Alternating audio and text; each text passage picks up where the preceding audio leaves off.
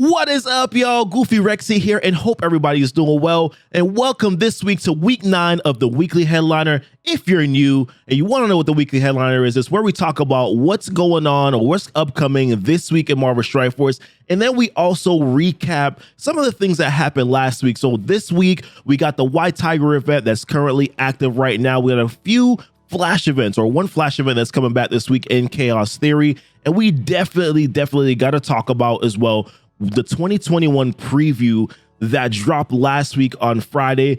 Definitely some mixed feelings, I think, from the entire community. But I do think that there were some things that were good. So I'm probably going to take a little bit of a different approach here in regards to kind of how I go about a few things. I do think that there were definitely some good things on the list, but definitely also some things that are a bit concerning for me and I think for the overall community as well. But guys, let's not tarry any longer. Let's start right now.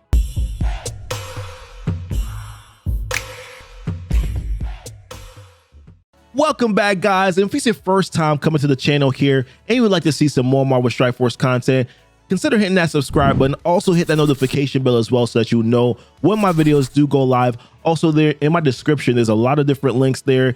You know, my Twitch page, Discord, Twitter, Facebook, all that stuff is down below too as well. So a few other ways for you to connect with me and follow, you know, me off stream as well. A lot of really good information in that Discord, really helpful community there too. So if you're looking for some advice, you know, there's some good stuff there as well. But listen, the first thing on the docket for this week, guys, are the Blitzes, right? So we got Sif. We got Lady Sif here is going to be the first Blitz of the week. At least that's according to the blog post. It's going to be the first Blitz of the week here. So I would have said this. I mean, probably would have been better if they had done this Blitz last week, you know, when we needed Sif for Black Bolt. That probably would have been a little bit better for the overall community. Just my thoughts. But either way, Sif's Blitz is this week. Obviously, she's important for the Black Bolt unlock, right? The Black Bolt legendary unlock, you know, so I would definitely say for earlier players, you go heavy on this Blitz, especially if you're in a beginner Blitz shard right now.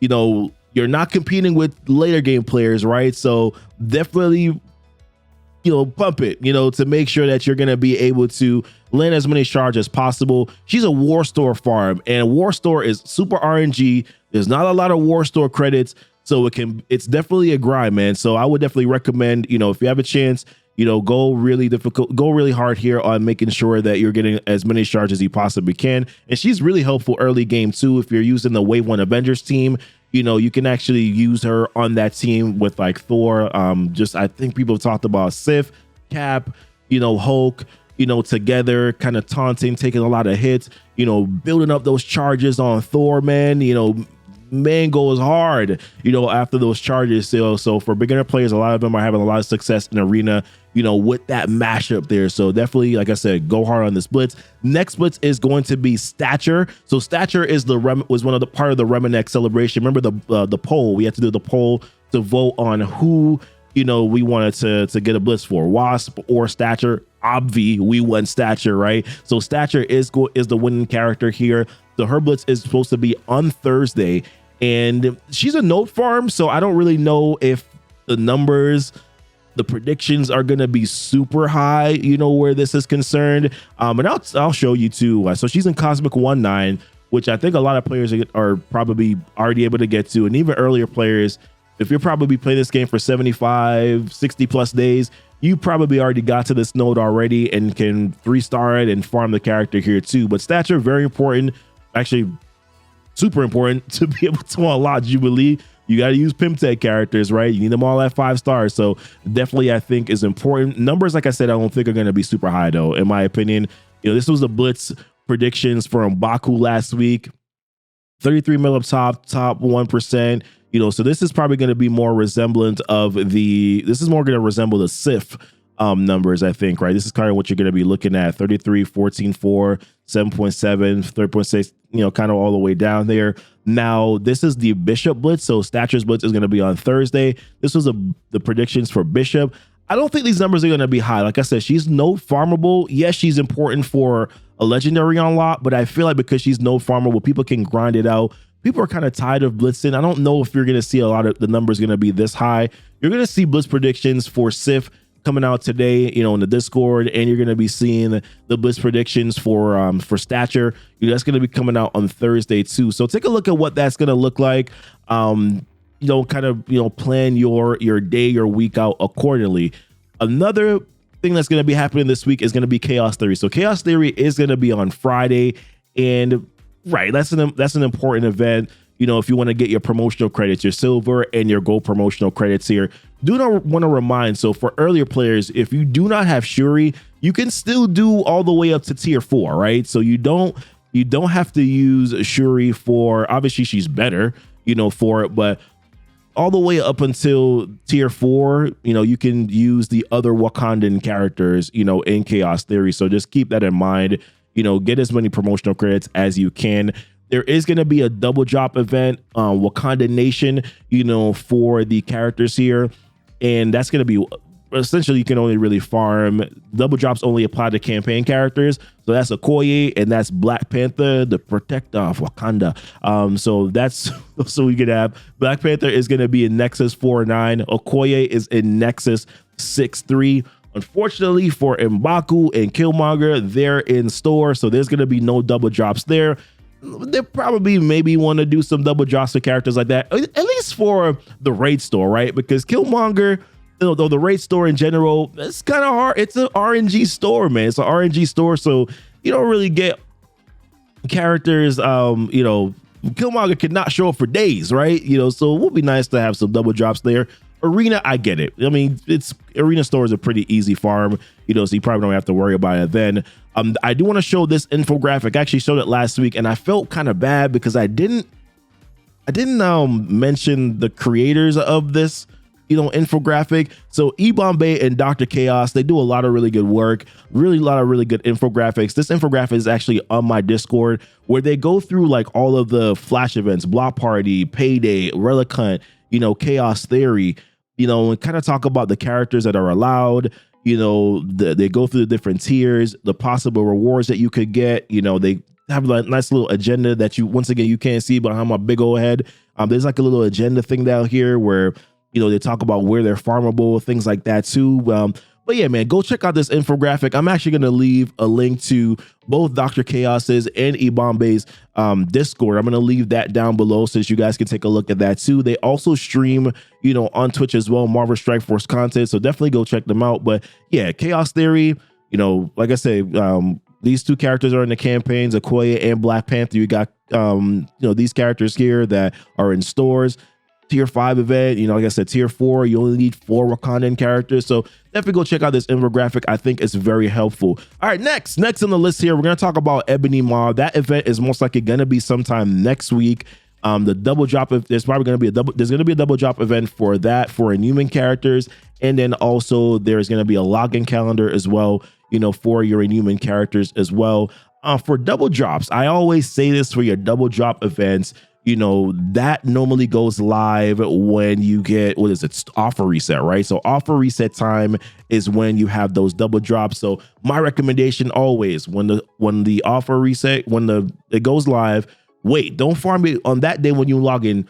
Don't farm the characters that you need for the double drops yet. Don't farm them yet. Wait until the offer reset time, farm those campaign nodes then, and then when you have your day reset, then you'll be able to farm them again, right? So therefore you have 2 chances at the double drop event. So that's always my recommendation.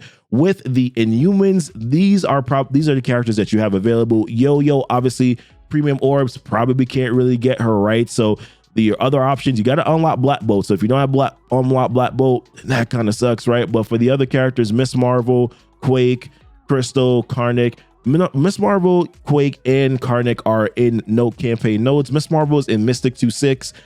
Quake is in Heroes, I think she's in Heroes 6-6. And then Karnak is in Nexus 8-6. So you have options there to be able to farm those characters. Crystal is in the Arena store. Once again, pretty easy farm for you to get to. The most difficult campaign node, honestly, is the Karnak node. Whew, that one is tough. Nexus 8-6, probably going to take you a little while to get to if you're probably mid game, right? It's a little bit of a grind, and also the drops, from that node are kind of abysmal, right? So it's not really good, but these are the options that you have available to you here. Login calendar should help. You may want to refresh some nodes, on maybe the Karnak node just to be able to get some additional drops here. So that's kind of the options that you have available. And like I said, keep a lookout for that double drop event as well. But wanted to talk about Ebony Maw because he's going to be coming next week. So I want you to be prepared, you know, at least this week to kind of get those things going. And then next that I wanted to talk about was the White Tiger event, you know, and how that's kind of going right now. So White Tiger, this went live on Friday. Was able to finish all of the hard campaign nodes. If you don't know, by the way, if you finish all the hard campaign nodes, you know, then you unlock all the other nodes or you 3-star essentially all the other nodes in medium and in easy. So if you 3-star all the hard ones, it would automatically unlock and 3-star the other nodes here in medium and easy. So you don't need to do easy, medium, and then hard. I used to do that back in the day.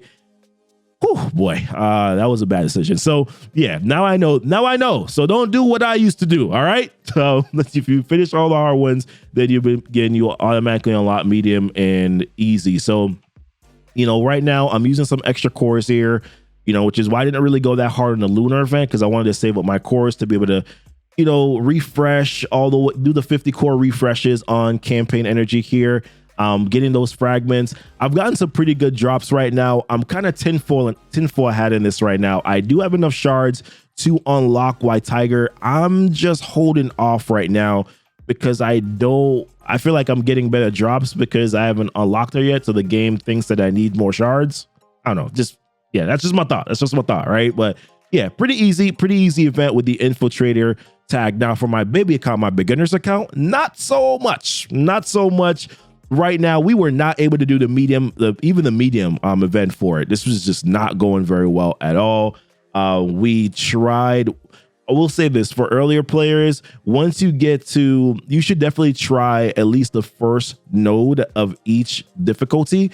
I can't do this yet because I'm not at level 58, but at least try the first node of each difficulty because they give you the characters, you know, for you to do the campaign. So that way you'll still be able to farm. You'll be able to 3-star it. Even if you lose a character in there and you just beat it, you'll still be able to 3-star it, and you're still going to be able to do your farms here to land these fragments. So definitely recommend, even if you don't have the characters for hard, you know, whatever, like at least do the first node because you're going to be able to 3-star that one automatically, and then you can add those to your farming, you know, for the day. I'm not doing as many campaign energy, the 50 campaign energy refreshes here because I just don't have as many as I do on my main account, and I have to farm a lot of stuff, you know, for my regular campaign nodes. So I kind of have to be a little frugal with my cores. So I'm kind of doing like 1 or 2, you know, on the account. I still have to finish these 4 nodes, which are going to be done, you know, sometime today. Hey, it's a baby account, beginner's account. Don't have as much time, you know, to be able to do it. But yes, definitely will be taking care of that at some point in time today. But that's the White Tiger event for me, you know, and that's how I'm hoping to be able to get 4 stars on my main and at least be able to land and get her unlocked, maybe 3 stars on the baby, but that might not be possible with the smaller amount of fragments that I am getting. These events aren't very, I don't want to say welcoming, but they're not as easy. You know, this account is only 51 days old, so it's kind of hard, right, for me to have the characters available to do it. But I think White Tiger is going to be helpful for me when it comes to Hero Chapter 7 as a beginner, you know, because I do need city hero characters. There's not a lot of them that are easily accessible other than like Miss Marvel, Ghost Rider, you know, Punisher. You know, definitely don't want to go defenders. You know, Daredevil might have a little bit more clout now. But I don't want to go defenders because obviously the defenders characters aren't very good anymore, and it doesn't really make sense to invest into them unless it's Daredevil and Punisher, and Punisher's not really even a defender. He's skilled military now, or military character. So yeah, so White Tiger might be sort of like an additional character that I can use. Being that this is free to play, if I do get Symbiote Spider-Man on this account, then I'll have more options. But based on where this is right now, you know, that's kind of what I'm thinking. White Tiger might actually be really, really valuable for me, you know, once I do get to that Hero Chapter 7 node, which I need to beat 7-1 to be able to unlock Villain 7-1. So just a quick thought, you know, for you guys as well. But listen, we're going to jump into some of the 2021 previews here, kind of just give my reactions to those. Let's start now. All right, guys. So we got the big 2021, you know, preview, you know, for Marvel Strike Force on Friday. I think a lot of players we're a little taken back because I think ideally we would have preferred to have gotten information about the fixes as opposed to, or improvement of the game as opposed to new content and new features, which is exactly what we got, which is what we got on Friday. We got new features and content on Friday as opposed to the fixes. Now, we did kind of already know that this was going to happen. They dropped this a couple hours, as you can see right behind me. Instead of our usual weekly event blog, we will be publishing the 2021 first preview today, at 2 p.m. Pacific time. This is intended to focus mostly on future content and features.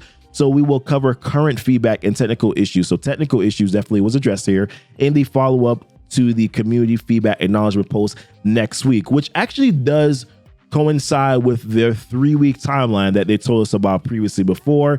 And then they also talked about the usual blog post talking about the weekly stuff that's going to be dropped. That was going to be dropped on Saturday, which we actually already saw already. So this week we are definitely supposed to be getting the community feedback acknowledgement post this week. But I think the overall idea here was that you probably should have held off on the 2021 preview till next week. And just give us the regular blog post for stuff that's going to happen this week. I think it's just more of a PR thing, right? Like it just does. We don't want to know about new content. We want to know about how you're going to fix, the game, how it is right now. And I think that was kind of the issue here. But there were some things in the 2021 preview that I did like, and definitely some things that were definitely concerning. And I'm not going to go through everything word for word here. I'm just going to kind of talk about it and summarize it here. So it talked about new costume features here, which we know we've been talking about skins, some cosmetic things for a very, very long time here. And we saw kind of a preview look in terms of pictures. So CM's, Kree outfit. We got the Astonishing X-Men sort of look for Cyclops. And then it looks like this might be the Daredevil Shadowland sort of costume here. So this is probably obviously still in the works. They talked about that here. They did mention too that the methods in which costumes will be unlocked is still being finalized, but it's likely that they will be available through several different modes in the game, similar to how characters are unlocked through various modes and events. So there definitely seems to be a free-to-play aspect. I definitely do think that they're going to attach some sort of monetization to some part of this, right? That's what I'm thinking. But I do think that the free-to-play aspect, various modes and events, I do think at least makes me feel better about the fact that it's not just going to be all about getting money from it. They also talked about that they plan on releasing a steady stream of costumes for years to come. So I do like that. It's nostalgic. Not really improving the game in my personal opinion. It's more of just a nostalgia. It looks good kind of thing. And in general, man, animations, visuals have always been something that this game has strived on. So I'm kind of cool with it. Now, ISO 8 tier 2, don't need it, I guess I should say, but I'm okay with it. ISO 8 tier 2, last year, when the ISO 8 feature was introduced, we were thrilled with the positive response from players to such a game-changing feature. Well, obviously you tested it before. Players were able to test it. Players were able to see the information before you released it. So I think obviously that contributed to it being a really well received, sort of feature. But yeah, ISO, 8 tier 2s. They've talked about this in a strike time video. They've talked about this. They talked about this in the last community acknowledgement feedback, and now they're talking about it again. What I don't like is that it's only going to be late game content. We already knew that this was going to be released through Doom raids based on the last, post that they made. I don't like it's going to be late game content because this is a better progression system than Red Stars. I'm liking it a lot. It's fun. It's sort of theory crafting to a certain extent. I think it's not fully theory crafting just because of the ions that you have to spend to change classes. That portion of it, I don't like. I think that they should improve that aspect, right? Like maybe take away the ions if you want to change classes. That I would like to see them change a little bit, but I do like ISO 8 in general. I don't like it's going to be late game content. I feel like this is going to be tested by late game players, and then, we'll kind of have more information. I'm kind of early late game, so this is going to be a little bit too late game for me.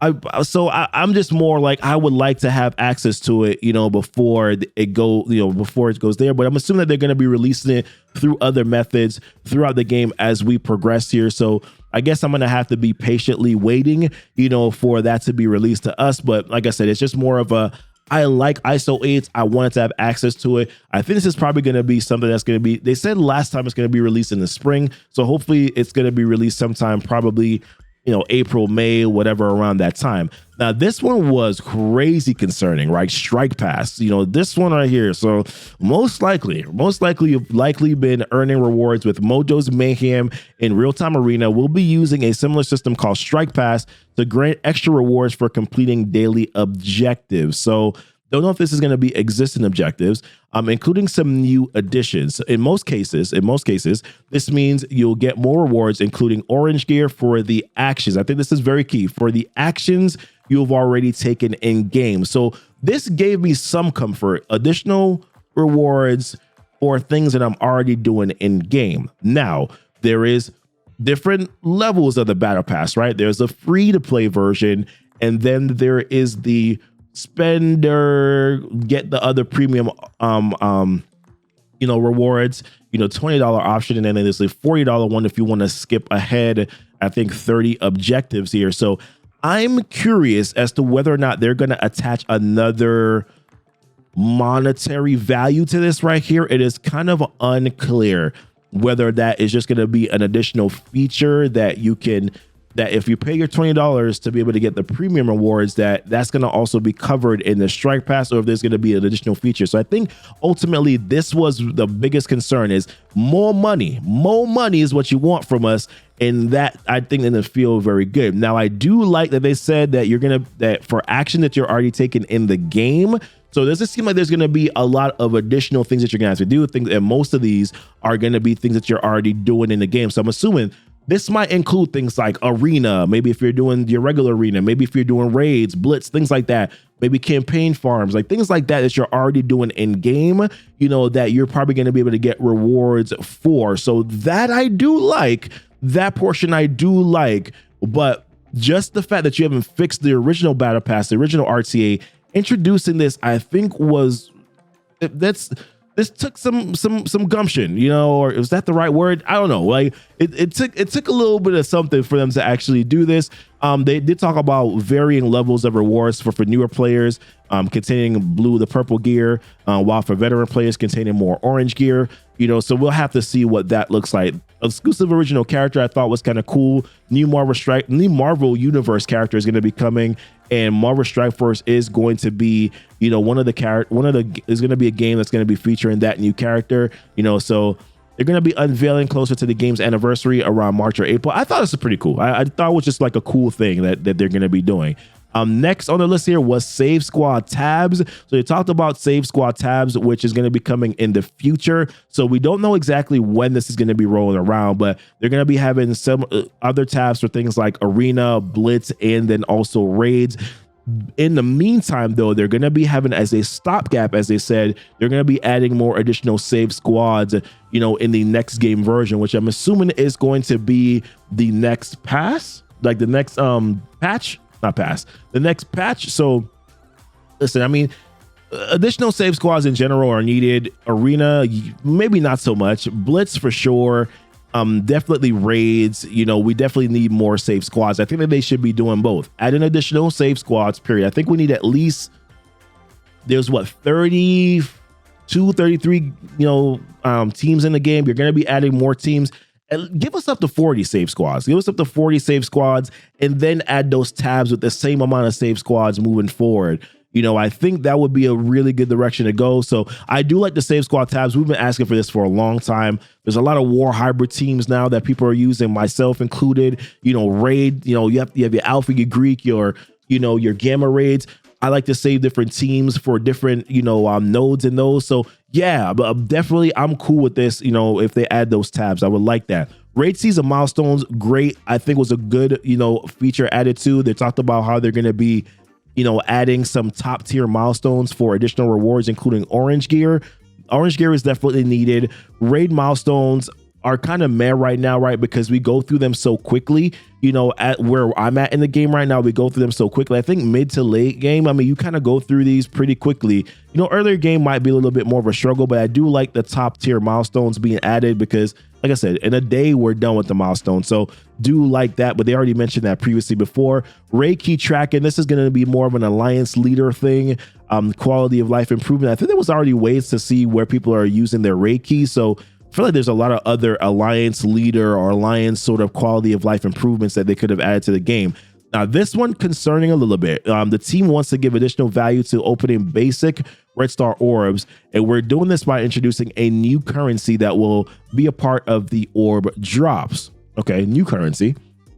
This new currency will be redeemable to purchase red stars for characters like Ultron, who previously didn't have any access to them, and additional red stars for Ultimates. The new currency will give players some additional agency into red stars for specific characters in the future. Please note that this new currency is intended to be something accrued and redeemed over time. So a lot of players were saying, well, it looks like I'm going to have to be hoarding, red star orbs, which I get the idea and the concept on that, but being that it's going to be a new currency, I don't necessarily know that you need to hoard, red star orbs. You're still going to want to open up red star orbs for new characters that come into the game, so I don't necessarily know that you need to hoard them. I mean, you get them, and when this new feature is introduced, you're going to be having new currency for opening up those basic red star orbs. I do like that there's going to be red stars for Ultron. I think Ultron has needed red stars for a long time.